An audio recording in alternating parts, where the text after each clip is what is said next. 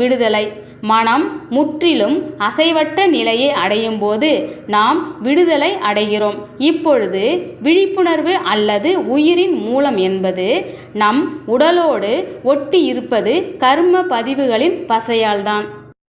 கர்ம வினைகளின் பசையை கரைத்துவிட்டால் இது நம்முடைய தியானம் மிகவும் ஆழமாகும் போது நடக்க வாய்ப்பு இருக்கிறது. நாம் எந்த தடையையும் உருவாக்கவில்லை என்றால் உடல் மற்றும் மனதின் எல்லைகளை தாண்டி நாம் விழிப்புணர்வில் மிக சுலபமாக உயரலாம். ஏனென்றால் அதன் தன்மையே அதுதான். விழிப்புணர்விற்கு அதற்கென ஒரு தனி குணம் ஒருபோதும் கிடையாது. நம்மை சுற்றியுள்ள காற்றும் நமக்குள் இருக்கும் உயிரும் பிரபஞ்சத்தில் பரவி கிடப்பதும் அடிப்படையில் ஒரே குணம் கொண்டவைதான். அல்லது சரியாக சொல்ல வேண்டுமென்றால் எல்லா குணத்தையும் கடந்தவை நிர்குணம். அனைவருக்கும் நன்றி, வணக்கம்.